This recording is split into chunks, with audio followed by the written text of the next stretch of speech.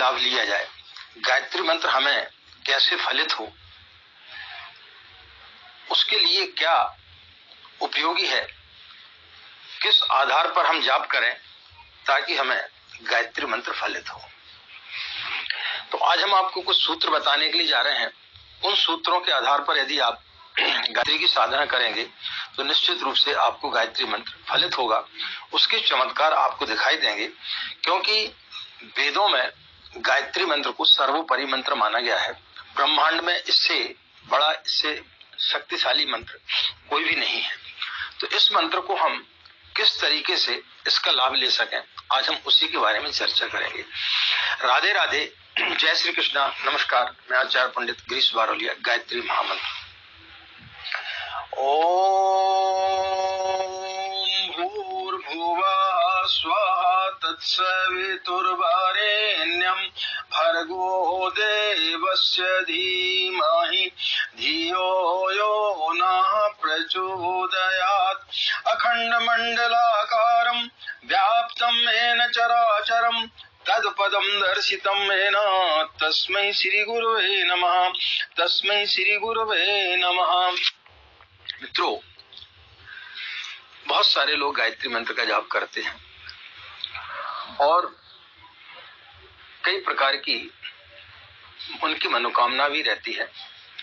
मनुष्य स्वभाव है, बगैर किसी स्वार्थ के कोई भी व्यक्ति न मंदिर जाता है, न भगवान का जाप करता है, न किसी गुरु के पास में जाता है। तो जब हम गायत्री मंत्र का जाप करते हैं तो वह मंत्र हमें कैसे फलित हो, कैसे हम उस मंत्र का सही तरीके से उपयोग कर सकें, क्योंकि यह तो सत्य है कि गायत्री मंत्र एक विलक्षण मंत्र है। इसमें दिव्य शक्तियां छिपी हुई हैं। इसमें समस्त सृष्टि की जितनी भी शक्ति हैं सब इसमें समाहित है। यानी सिर्फ गायत्री मंत्र का जाप कर लेने से व्यक्ति के सारे देवी देवताओं का जाप हो जाता है। किस प्रकार से हम गायत्री मंत्र को जपें, इसके हम आज आपके लिए कुछ सूत्र बताने के लिए जा रहे हैं। सबसे पहला सूत्र है, यदि आप गायत्री मंत्र जपने के लिए जा रहे हैं तो सबसे पहले आपको गुरु वरण करना चाहिए। ऐसा गुरु बनाना चाहिए जिसने गायत्री की साधना की हो, जिसको उसका अनुभव हुआ हो। जब तक आप ऐसे गुरु का चयन नहीं करेंगे तब तक आपको गायत्री का मार्गदर्शन सही तरीके से नहीं मिलेगा। गुरु वरण करने से गुरु आपके लिए मार्गदर्शक का काम करता है। वह आपको बताता है कि कहां पर आपको किस आधार पर साधना करना है। वो आपकी मन स्थिति को परखता है, उस आधार पर आपके लिए निर्देश देता है। जैसे कि भौतिक जगत में जब आप पढ़ने के लिए जाते हैं तो वहां पर आपको गुरु की आवश्यकता होती है। एक नहीं, बहुत सारे गुरु आपको बनाना पड़ते हैं। पहली कक्षा का अलग गुरु होता है, मिडिल क्लास का अलग होता है, कॉलेज का अलग होता है, और इसके बाद जब आप सर्विस करते हैं तो सर्विस में भी आपका बॉस होता है, वो भी आपका एक प्रकार का गुरु होता है। तो कई प्रकार के गुरु हमें बनाना पड़ते हैं। वो क्यों बनाना पड़ते हैं? क्योंकि जो जिस विषय में माहिर होता है उसे गुरु बनाने से आपको लाभ होगा। जिसको कार चलाना नहीं आती उसको यदि आप गुरु बनाएंगे तो फिर काम कैसे चलेगा। इसलिए सबसे पहला है कि आप जिस मंत्र का जाप कर रहे हैं उस मंत्र का बारे में किसने पीएचडी करके रखी है। जैसे कि विश्वामित्र ने पीएचडी करके रखी थी, उन्होंने गायत्री मंत्र को सार्वजनिक किया था। इसी प्रकार से इस युग में आचार्य पंडित श्री राम शर्मा, जिन्होंने की गायत्री मंत्र के ऊपर पीएचडी की, यानी उन्होंने गायत्री का साक्षात्कार किया, उन्होंने 24 लक्ष्य के पुरस्चरण किए। तो ऐसे गुरु के सानिध्य में यदि आप गायत्री मंत्र का जाप करते हैं तो फिर वो आपको कई गुना ज्यादा आपको फलित होता है। दूसरी चीज है श्रद्धा और धैर्य। एक प्रसंग के माध्यम से आपको इस बात को हम समझाने का प्रयास करेंगे। एक दिन एक शिष्य ने अपने गुरु को नदी पर चलते हुए देखा। वह शिष्य जो है बड़ा हतभ्रम हो गया कि गुरु ने यह विद्या मुझे नहीं सिखाई। जैसी गुरु आए तो वो उनके चरणों पर लेट गया और बोले, गुरुदेव मुझे किसी भी कीमत पर आप इस विद्या को बताइए।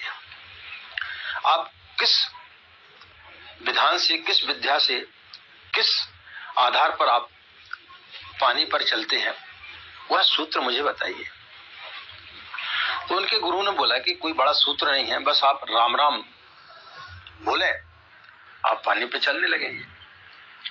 वो व्यक्ति दूसरे दिन सुबह जल्दी उठा और नदी में राम राम बोलते हुए उतर गया। थोड़ी देर बाद वो डूबने लगा, मुंह में पानी भर गया, दौड़ करके बाहर निकला और अपने गुरु के पास में गया। बोले, आपने मुझे धोखा दे दिया, मैं तो डूब रहा था, जबकि मुझे तैरना आता था, लेकिन फिर भी मैं राम राम जप रहा था कि शायद कुछ हो जाए। तब उसके गुरु ने बोला कि तुमने कितनी बार जपा? बोले, मैं तो कंटिन्यूअस जप रहा था। बोले, लगातार जपने से नहीं होता है, व्यक्ति को सबसे पहली चीज है श्रद्धा होना चाहिए। यदि आपके अंदर श्रद्धा है तो एक बार राम नाम लेने से ही व्यक्ति भवसागर को पार उतर जाता है। नहीं तो आप जिंदगी भर राम राम जपते रहें। लेकिन यदि आपकी श्रद्धा नहीं है, आपके अंदर धैर्य नहीं है, श्रद्धा और सबरी, तो आपके अंदर जब तक श्रद्धा नहीं होगी तब तक आप ईश्वर को नहीं पा सकते, तब तक आप उस मंत्र का लाभ नहीं ले सकते। तो सबसे पहला सूत्र है गुरु वर्ण। दूसरी चीज है आपको उसके प्रति कितनी श्रद्धा है। जब तक आप अपनी श्रद्धा उस पर आरोपित नहीं करेंगे, उस मंत्र पर, जब तक आपको श्रद्धा नहीं होगी तब तक वो मंत्र आपको फलित नहीं होगा। जरूरी नहीं है कि आप 11 माला का जाप कर रहे हैं, कि आप लघु अनुष्ठान कर रहे हैं, कि आप पुरुष चरण कर रहे हैं, कि आप 1.25 लाख का अनुष्ठान कर रहे हैं, उससे कोई फर्क नहीं पड़ता। तो फिर आपके मन में ये विचार आएगा कि फिर हमें एक ही बार गायत्री मंत्र बोलना चाहिए, फिर हम 1.25 लाख का अनुष्ठान क्यों करें, हम पुरुष चरण क्यों करें, 11 माला का जाप क्यों करें। वो इसलिए करना पड़ता है कि व्यक्ति को एक अभ्यास होना चाहिए। व्यक्ति को जब हम 11 माला का जाप करते हैं, 1.25 लाख का अनुष्ठान करते हैं, तो 40 दिन में कभी न कभी कोई तो ऐसा क्षण आएगा जब हमारे अंदर श्रद्धा जागृत होगी और वह मंत्र जो है उस श्रद्धा में परिणत होकर के हमें उस परमात्मा तक ले जाएगा। तो ये निरंतर अभ्यास करने की प्रक्रिया है कि आप निरंतर अभ्यास करें। जिस प्रकार से कि आप सोते हैं, सोने का आप नित्य अभ्यास करते हैं, जिंदगी आप निकल जाती है, लेकिन आप बिस्तर पर जाते हैं, क्या आपको पता रहता है कि किस क्षण आपको नींद आई? आप कब तक जागते रहे तो आपको पता रहता है, लेकिन किस समय आपको नींद आई ये आपको ज्ञात नहीं होता है। इसी प्रकार से जब हम किसी भी मंत्र का जाप करते हैं तो मंत्र का जाप करते समय कब वो घटना घट जाती है, उस घटना के लिए आपको प्रयास करना पड़ता है। जैसे कि लोग बोलते हैं कि दिन भर में एक बार व्यक्ति के जिह्वा पर सरस्वती विराजमान होती है। अब आप दिन भर ना बोले और उसका इंतजार करते हैं तो आपको कैसे पता चलेगा? वो तो घटना घट जाती है। बुद्ध जो है 6 साल तक भटकते रहे, वेदों का अध्ययन किया, हजारों साधु संतों के पास में गए, लेकिन उन्हें वो चीज नहीं मिली, वो बुद्धत्व को प्राप्त नहीं हो पा रहे थे। तब फिर वो जो है एक वृक्ष के नीचे आकर के बैठे और उन्होंने संकल्प लिया कि मैं जब तक नहीं उठूंगा तब तक मुझे ज्ञान प्राप्त नहीं होगा, जब तक मैं बुद्धत्व को प्राप्त नहीं होता तब तक मैं यहाँ पर बैठा रहूंगा। घटना घटी उसी रात को और वो बुद्धत्व को प्राप्त हो गए। 6 साल तक भटकते रहे, लेकिन एक क्षण में वो बुद्धत्व को प्राप्त हो गए। तो मित्रों, आप 3 माला करते हैं या 11 माला करते हैं या आप लघु अनुष्ठान करते हैं या 1.25 लाख का करते हैं या पुरुष चरण करते हैं, उसके पीछे सिर्फ उद्देश्य ये होता है कि वो कौन सा क्षण है जो आपको पता नहीं है, बस उस क्षण को आपको पकड़ना है। जितनी श्रद्धा भक्ति के साथ में आप करेंगे उतने जल्दी ही वो घटना आपके साथ में घटेगी। और जिस दिन आपके अंदर श्रद्धा जागृत हो गई उस दिन आपको गायत्री मंत्र फलित हो जाएगा। तो उसके लिए धैर्य और अपनी पात्रता रखना बहुत जरूरी है। एक व्यक्ति ने एक 10 लाख रुपए की लॉटरी खरीदी। जब वो गांव से बाहर गया हुआ था उसी समय उस लॉटरी का परिणाम आया। उनके बच्चों को पता चला कि पिताजी की लॉटरी निकल गई है। अब सबके मन में ये विचार आया कि महंगी रकम है, बहुत बड़ी रकम है, यदि पिताजी को बताएंगे तो उनको अटैक ना आ जाए। तब सबने विचार विमर्श किया कि हमारे गांव में जो एक बहुत विद्वान पंडित हैं उनको बुला के लाया जाए, उनसे विचार विमर्श किया गया। तो जब उनसे विचार विमर्श किया तो बोले ठीक है, आप मेरे ऊपर छोड़ दो, मैं उन्हें ठीक तरीके से समझा दूंगा। कुछ समय के पश्चात में उनके पिताजी वापस आए तो उन विद्वान पंडित ने उनसे बोला कि भाई साहब आप ये बताइए, यदि आपकी 10 लाख की लॉटरी खुल जाए तो आप क्या करेंगे? तो उस व्यक्ति ने बोला कि मैं आपको आधी रकम दे दूंगा। वो पंडित जी का हार्ट अटैक आ गया उनको। ऐसा क्यों हुआ? क्योंकि जो व्यक्ति ने 10 लाख की लॉटरी खरीदी थी वो पहले से अपने मन स्थिति को तैयार करके रखा था। उसने पूरी योजना बना ली थी कि जब मेरी 10 लाख की लॉटरी खुलेगी तो मैं क्या क्या करूंगा। लेकिन वह पंडित जो है उसके लिए तैयार नहीं था।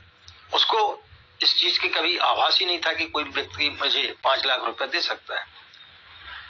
तो मित्रों, इसलिए भगवान जो है हमें धीरे धीरे चीजें देता है। अचानक यदि आपको कोई चीज दे दी जाए तो फिर आदमी जो है विक्षिप्त हो सकता है। इसलिए जब हम साधना करने बैठते हैं, जब हम मां के समीप बैठते हैं, तो आप श्रद्धा के साथ में बैठें और आप किसी प्रकार की कोई भी कामना ना करें, क्योंकि ईश्वर को सब पता है कि आपको क्या चाहिए। तो ईश्वर आपको एकदम से कोई चीज नहीं देता। एकदम से ढेर सारी खुशियां यदि आपके पास आ जाएंगी तो उस पंडित जैसी आपकी स्थिति हो जाएगी। इसलिए ईश्वर धीरे धीरे देता है। इसको इस प्रकार से भी समझें कि आप यदि किसी कार्यालय में, आप किसी व्यक्ति के यहाँ पे कार्य करते हैं, आपको 15 दिन काम करते हुआ और आप सोचें कि मतलब उससे जो है आपको 5 लाख रुपए एडवांस मिल जाए आपकी बच्ची की शादी, तो वो देगा क्या? नहीं देगा। लेकिन उसी फर्म में यदि आप 20 साल से कार्यरत हैं तो हो सकता है कि वो मालिक आपका स्वयं आपकी बच्ची की शादी करा दे। तो ये पहले अपनी पात्रता को विकसित करना पड़ता है। लोग बोलते हैं आचार्य जी 15 दिन हो गए लेकिन हमें कोई गायत्री का कोई अनुभव नहीं हो रहा है, परम पूज्य गुरुदेव का अनुभव नहीं हो रहा है। कैसे होगा? यह घटनाएं अचानक घटती हैं, यह घटनाएं अभ्यास करने से घटती हैं और जितनी आपकी श्रद्धा होगी उसके आधार पर आपको ये चीजें फलित होंगी। जिस दिन आप पूर्ण रूप से समर्पित हो जाएंगे, जिस दिन आपकी पूर्ण रूप से श्रद्धा हो जाएगी, उस दिन आपको यह मंत्र इतना चमत्कारिक रूप से फलित होगा, आपके जीवन में इतने चमत्कारिक रूप से परिवर्तन आएंगे जिसकी आपने कभी कल्पना नहीं की थी। तुलसीदास जी ने भी जब रामचरितमानस की रचना की तो उनके मन में विचार आया कि इतना बड़ा ग्रंथ मैंने लिख तो दिया है, लेकिन लोगों को ये भावसागर से पार कैसे उतारेगा, कैसे लोगों के मन मस्तिष्क में मेरी बातें पहुंचेंगी। तब उन्होंने ध्यान किया, तब उन्होंने रामायण में सबसे पहला श्लोक लिखा, भवानी शंकरो वंदे श्रद्धा विश्वास रूपणं याभ्याम बिना न पश्यन्ति सिद्धा शांतस्तुम ईश्वरम। यानी भवानी और शंकर कौन है? श्रद्धा और विश्वास। तो जब आप श्रद्धा और विश्वास के साथ में किसी भी मंत्र का जाप करते हैं तो वो निश्चित रूप से आपको फलित होगा। तो मित्रों, यदि आप गायत्री की साधना करते हैं तो श्रद्धा और विश्वास के साथ में आप साधना करें। जितनी आपकी श्रद्धा होगी उतनी ही जल्दी आपको यह मंत्र फलित होगा। तो आशा मित्रों यह जानकारी आपके लिए रुचिकर लगी होगी।